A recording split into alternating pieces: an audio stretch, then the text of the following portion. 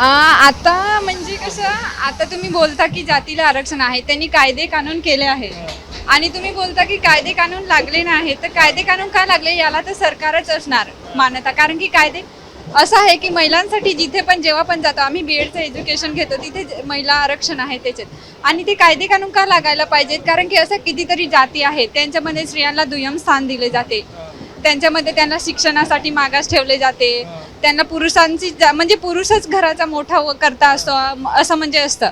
तर त्या ठिकाणी स्त्रिया पण शिकल्या पाहिजे, स्त्रिया पण मोठ्या झाल्या पाहिजे आणि स्त्रियांना पण वर्चस्वाचं स्थान घ्यायचं. आणि असे काही समाज आहेत त्याच्यामध्ये अजूनपर्यंत स्त्रियांना शिक्षण सुद्धा दिले जात नाही. तर मला असं वाटतं की त्यांना शिक्षण द्यायला पाहिजे आणि त्यांना एक आपला जसा शैक्षणिक प्रवाह आहे त्या प्रवाहामध्ये आणलं पाहिजे.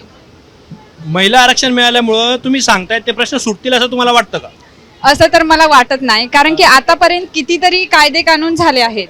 आमचं शिष्यवृत्तीचं एक्झाम्पल द्या, आम्ही आदिवासी आहे, आमचं म्हणजे कितीतरी कायदे कानून लागत होता, कायदे कानून लागू होतात, पण त्याची सोयी सुविधा आतापर्यंत जे मागासलेला भाग आहे तिथेपर्यंत पोहोचत नाही. आणि जरी हे कायदे कानून, जरी आता तुम्ही बोलता की हे कायदे कानून लागू करणार आहेत, पण हे कायदे कानून लागू झाले तरी पण जेवढ्या पण स्त्रिया असतील त्यांना त्याचा काही म्हणजे काहीच उपयोग होणार नाही. कारण की 50% स्त्रियांना होईल आणि 50% स्त्रियांना होणार नाही. याच्यामध्ये हा पण मुद्दा आहे ना की ज्यांच्याकडे पैसा असलेल्या स्त्रिया, गरीब स्त्रिया आणि श्रीमंत स्त्रिया, हा प्रश्न याच्यासाठी की महाराष्ट्रामध्ये काही राजकीय घराणी आहेत ज्यांच्याकडे रिसोर्सेस आहे, ते सुद्धा निवडणुकीत उतरतील महिला आरक्षणाच्या जागांवरती आणि सामान्य महिला सुद्धा येतील. अशा वेळेस सामान्य महिलांना निवडून येणं सोपं असेल, कठीण असेल? सामान्य महिन्याला तर नाहीच होणार. कारण की राजकारण आज कशावरनं चालू आहे हे सर्वांनाच माहीत आहे. कारण की जी म्हणजे ग्रामीण भागातली जर स्त्रिया उभी राहिली राजकारणासाठी आणि आपल्या शहरी भागातली म्हणजे ज्याच्या घरात राजकारण आहे त्यांच्या घरात, तर मग काय होणार का राजकारणासाठी काय होतं की आज ज्याची म्हणजे सत्ता जास्त आहे तेच निवडून देतात आणि गरिबांचं तर कोणी विचारत नाही. जरी त्यांनी सांगितलं 2 घरात किंवा गावामध्ये जाऊन सांगितले, पॅम्पलेट वाटले का निवडून द्या, तरी कधीच म्हणजे ज्याची सत्ता असेल तेच देणार, गरीब तर नाहीच येणार. ते फार स्पष्ट बोलतायत. तुम्हाला बोलायचं तर ते बोलत नाहीत. पण आपण इथल्या सगळ्या महिलांशी बोलल्यानंतर एक आपला त्यातला अर्थ काढू शकतो की कुठल्याही महिलेने आरक्षणाचा विरोध केलेला नाही आहे. आणि दुसरी गोष्ट, जे आरक्षण येऊ घातलं गेलं आहे किंवा जे आरक्षण येईल चर्चेनंतर, सरकार म्हणतंय की आम्ही लोकांसोबत चर्चा करू, विरोधकांसोबत बोलू, आरक्षण पुन्हा एकदा आणण्याचा प्रयत्न करू. अर्थात तो प्रक्रियेचा भाग आहे. पण ज्या महिला मुंबईमध्ये रोज नोकरी करतात, त्या एक प्रकारे काम करतात, त्यांचं सुद्धा म्हणणं आहे आरक्षण यावं, महिलांचे प्रश्न सुटावेत. ताई तुम्ही बोलाल? मुझे मराठी नहीं आती है. हिंदी में बोलो, कोई बात नहीं है. संसद में एक बिल आया है महिला आरक्षण को लेकर. अगर वो बिल पास हुआ होता तो पूरे इंडिया में 250 से ज्यादा सीटें महिलाओं के लिए आरक्षित हो जाती लोकसभा की.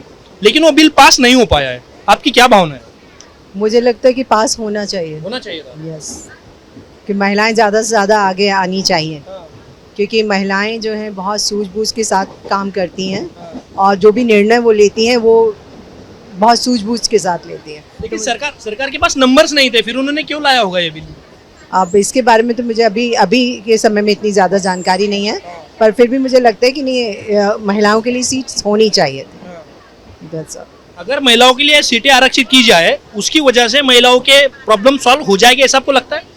हाँ, मुझे लगता है महिलाएं आगे बढ़कर करेंगी ऐसा. जैसे कि और मुझे लगता है भ्रष्टाचार भी कम होगा. तो ये है. मतलब आपको ये कहना है कि महिलाओं से ज्यादा पुरुष भ्रष्टाचार करते हैं? नहीं, महिलाएं मुझे लगता है कि थोड़ा ज़्यादा समझदारी से काम लेती हैं. हो सकता है आप मुझे फेमिनिस्ट कहो जो भी है. नहीं कोई बात हाँ. नहीं, बोलिए. क्योंकि मैं कॉलेज में पढ़ाती हूँ और मैं देखती हूँ जहाँ लड़के लड़कियाँ दोनों साथ में हैं, तो वहाँ लड़कियाँ जो हैं उनका काम परफेक्ट रहता है, वो काम करती हैं और बॉयज़ नहीं करते. तो मुझे लगता है कि लड़कियाँ शुरू से जिम्मेदार होती हैं. तो ये मेरा पर्सनल ओपिनियन है. ये बात में दम तो है, लड़कियां होती है जिम्मेदार, मतलब लड़के भी जिम्मेदार होते हैं, ऐसा नहीं है. हाँ, वो भी होता है. ऐसा नहीं है कि देखिए ऐसा होता तो समाज कैसे चलता. दोनों जिम्मेदार होते हैं, लेकिन अगर रेशियो देखा जाए तो लड़कियां ज़्यादा जिम्मेदार होती हैं, वो रिस्पॉन्सिबल ज़्यादा होती हैं. लेकिन अभी वो आखिरी सवाल ये कि अभी वो पास नहीं हो पाया. अभी सरकार बोल रही है कि हम फिर से क्या अपोजिशन के साथ चर्चा करेंगे, फिर से बिल लाने का कोशिश करेंगे. पीछे नहीं हटेंगे, मोदी जी कह रहे हैं. अब राजनीति है, राजनीति में देखिए इस तरह की कई चीज़ें उठती रहती हैं, तो देखते हैं भविष्य बताएगा कि क्या होगा. हाँ, तो अभी तो हम कुछ नहीं कह सकते. तो आगे जो निर्णय लिया जाएगा उसके आधार पे देखा जाएगा। संसद में एक बिल आया था जिसमें महिलाओं को रिजर्वेशन दिया जाएगा, जैसे कि विधानसभा होता है, लोकसभा होता है, उसमें जो लोग लड़ते हैं ना तो 250 सीट से ऊपर महिलाएं लड़ेगी, वहाँ पर पुरुष नहीं लड़ पाएंगे, ऐसा वो बिल था जो मंजूर नहीं हो पाया। तो आपको क्या लगता है कि महिला रिजर्वेशन होना चाहिए, नहीं होना चाहिए? किन चीज़ों की उसके अंदर उसमें और ज़्यादा ऐड करने की ज़रूरत है? मतलब रिजर्वेशन होना चाहिए या नहीं होना चाहिए? आप हाँ, महिलाओं के लिए होना चाहिए। होना चाहिए। किस लिहाज से? किस लिहाज से? इक्वालिटी के लिहाज से। इक्वालिटी। हाँ, दोनों को ही मिलना चाहिए अपॉर्चुनिटी, दैट मीन्स बस। लेकिन अभी जो संसद है उसके अंदर मेल एमपी बहुत ज़्यादा है, फीमेल एमपी कम है। हाँ, तो इसलिए तो बोला कि जेंडर इक्वालिटी के लिहाज से दोनों को बराबर का मौका मिलना चाहिए।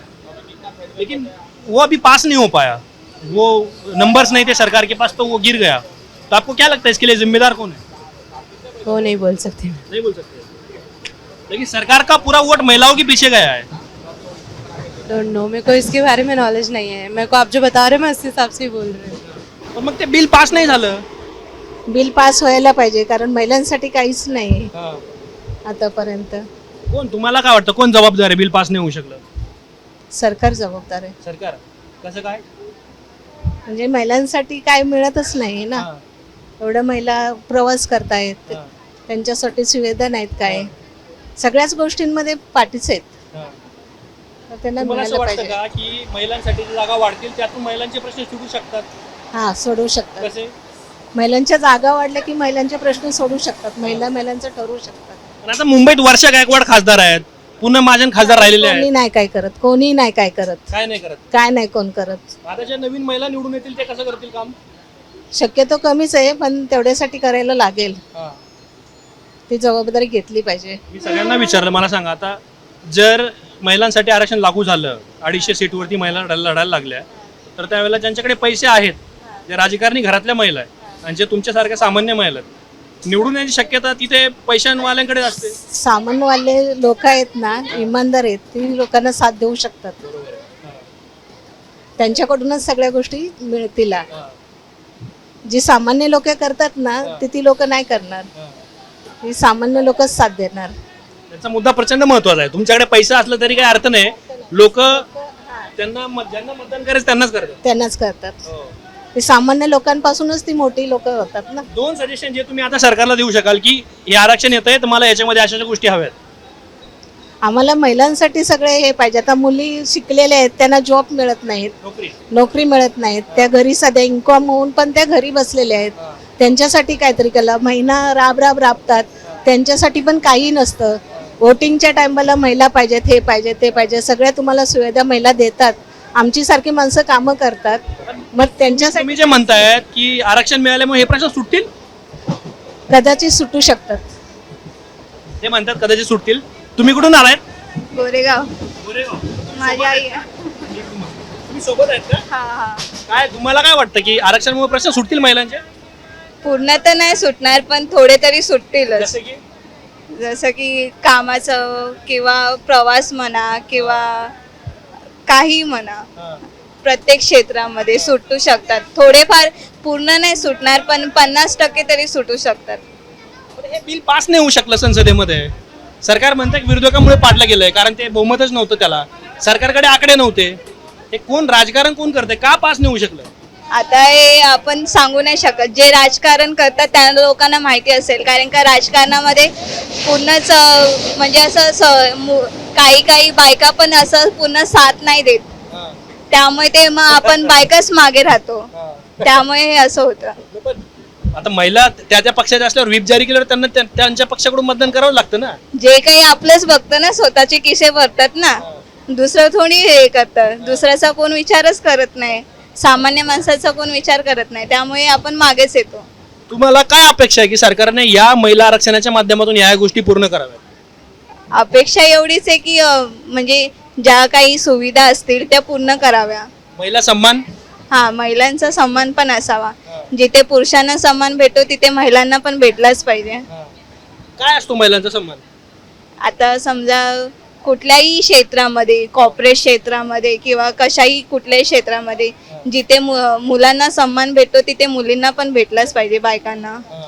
हाच माझा विचार आहे. आता तुम्ही हे ऐकतात का नाशिकमध्ये परतवाड्यामध्ये ज्या ज्या केसेस होत आहेत? बघितलं. हे अशा होऊ नये म्हणून प्रत्येकाने विचार करायला पाहिजे की आपल्या धर्माचं काय आहे ते सगळं विचार सगळ्या जागरूकता केल्या पाहिजेत. म्हणजे आपला धर्म असा खालच्या दराने मानला नाही पाहिजे. प्रत्येकाने प्रत्येक धर्माचा सन्मान केला पाहिजे. असं नाही की मुसलमानच असेल तर म्हणून सगळेच तसे असतील असं नाही, पण सन्मान केलाच पाहिजे.